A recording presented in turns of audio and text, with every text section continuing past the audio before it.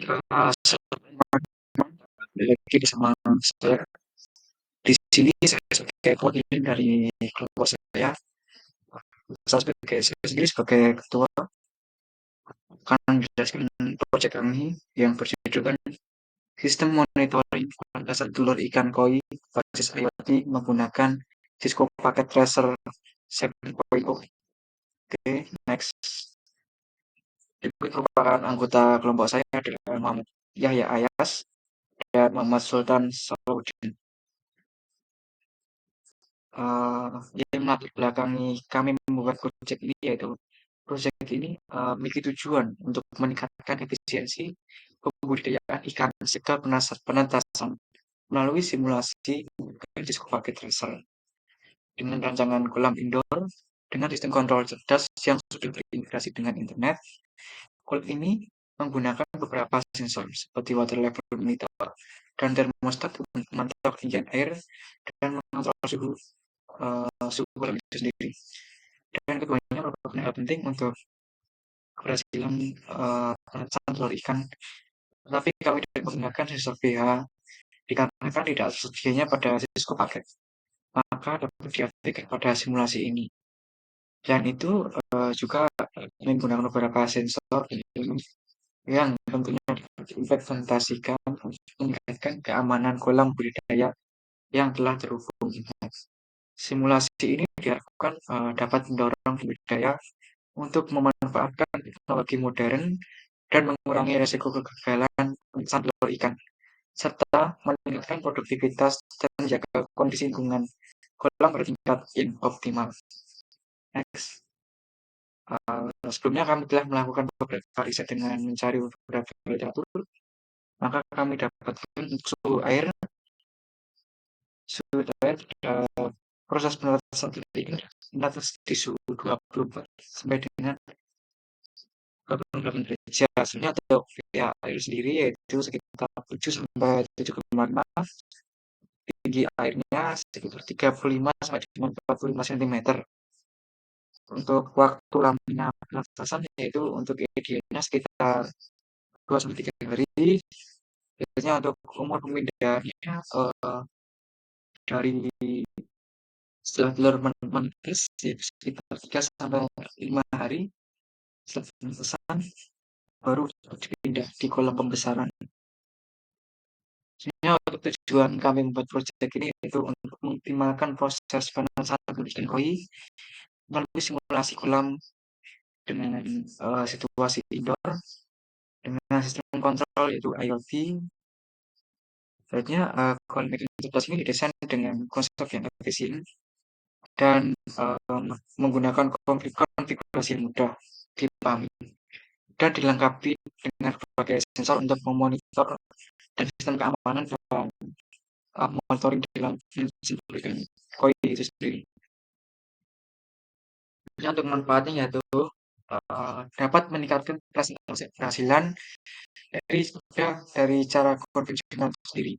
Kemudiannya juga meningkatkan produktivitas dan kualitas telur yang menetas. Akhirnya memungkinkan dalam memantau dari jarak jauh melalui koneksi internet, seharusnya memberikan keamanan secara optimal pada lokasi penetasan atau gedung penetasan. Sebenarnya memberikan beberapa sensor yang kami gunakan, yaitu yang pertama ada termostat, lalu ada motion detector, ada fire monitor, ada RFID reader, ada level monitor, selanjutnya ada trip sensor, ada smoke detector. Berikut merupakan rancangan proyek ini. Jadi di sini kami membuat dua sistem, ada sistem keamanan, yaitu ada trip sensor, terus ada RFID reader, ada kamera, CCTV, ada speaker, monitor, smart detector, dan lain.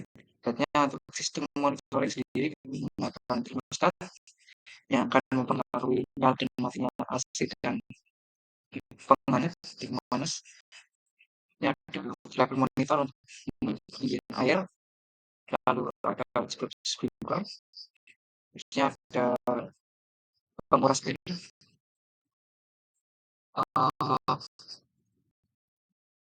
kita next isolasi tapi untuk isolasi saat langsung isolasi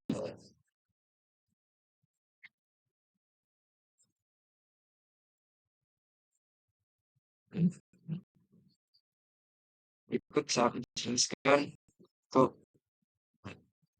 jadi untuk kamera 3 ini akan nyala jika salah satu ini tidak kunci atau unlock, artinya ini ada sesuatu yang melewati drop sensor. Kita ada dua kartu, yang satu merupakan satu karyawan dan bukan karyawan. Jika ini kita yang bukan karyawan kita masuk ke RFID reader, maka tidak akan terbuka karena tidak sesuai. Jika sesuai dengan ID karyawan yang kita atur, maka akan terbuka. Nah, pintu utama, pintu kantor, pintu kolam akan terbuka.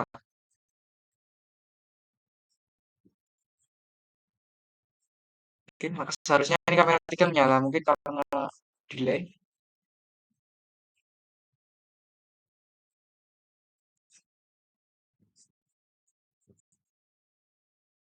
Bisa saja kita ke untuk kamera 4 akan kondisinya akan menyala ketika pintu ini dikunci. Salah satu ini ada deteksi gerakan menggunakan motion detector. Selanjutnya untuk keamanan, jika terindikasi ada api, nah kita filter blower mengeluarkan asap. Kalau ada sirene 1, sirene 2, kamera satu ini harusnya nyala. Mungkin karena delay teman-teman. Oke, sirene 1 nyala dan 2. Begitu juga asap. Kita menggunakan mobil sebelah sini.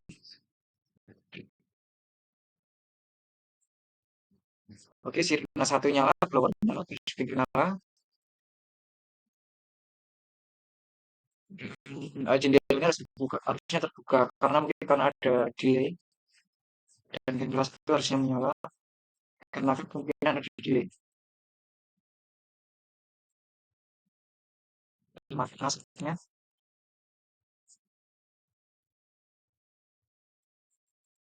nah selanjutnya untuk mengatur suhu karena tidak ada uh, kita di Cisco ini dapat mengukur suhu di air, jadi mengkondisikan bahwa ini air, kita asumsikan bahwa suhu air akan mengikuti suhu ruangan. Jadi kita akan mengatur suhu ruangan dengan rumus ini dengan untuk menurunkan suhu maka AC akan nyala, untuk menaikkan suhu maka penghangat akan nyala. Nah di sini suhu akan dipertahankan pada suhu rentang 24 derajat sampai dengan 28 derajat. Kita dapat memantau ini mati atau nyamanya pada PC atau smartphone bebas. Kita menggunakan smartphone saja. Kita lihat di IoT monitor.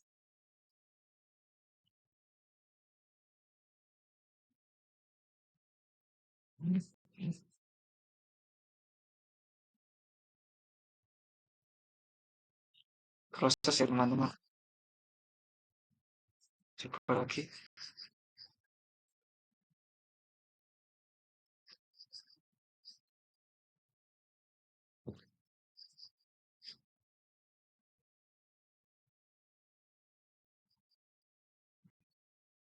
Kita tunggu beberapa saat.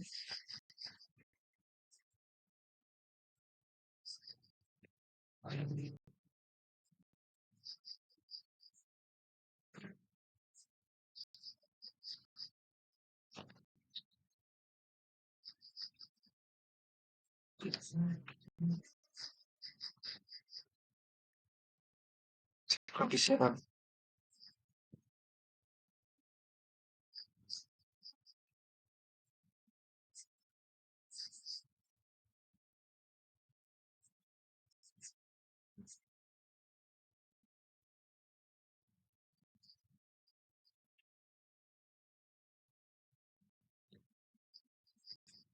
Sementara kita lanjut ke ini dulu karena masih belum bisa dibuka ini yang ada di monitornya.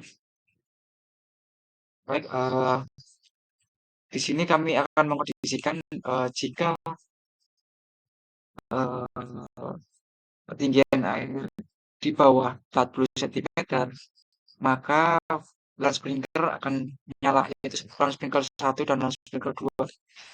Biasanya ketika sama dengan 40, maka lawn sprinkler 1 dan lawn sprinkler 2 akan mati. Nah, mengapa di sini bisa lebih 40?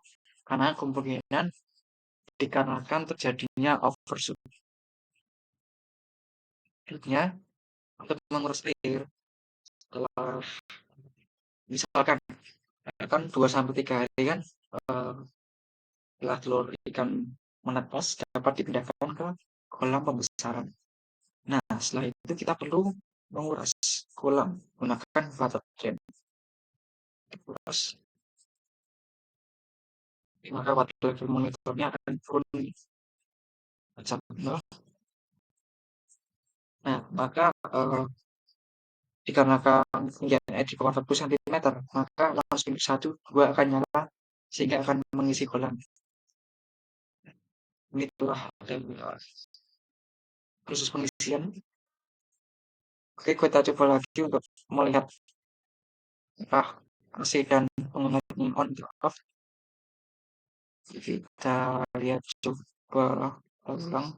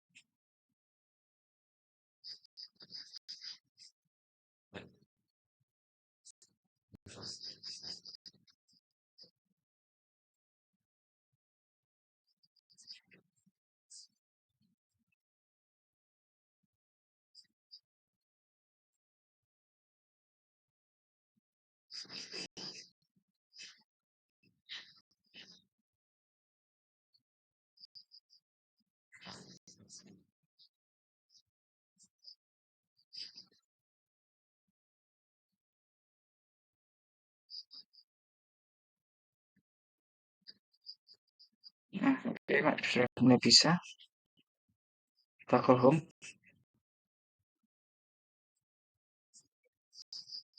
Jadi untuk mengatur kondisinya kita dapat mengaturnya di bagian kondisi ini. Lalu untuk melihat sudah terhubungnya ke internet atau tidaknya, kita dapat melihat di home ini. Nah, kita dapat cek ini suhu suhu yang ditampilkan di dalam meter itu 26 derajat. Maka kita lihat AC sama penghangatnya. Nah, ini AC-nya off dan penghangatnya on. Maka dia akan menaikkan suhu. Ketika AC on dan penghangatnya off, maka dia akan menurunkan suhu sesuai dengan uh, suhu yang ada di lingkungan. Oke, next saya akan melanjutkan ke UGT.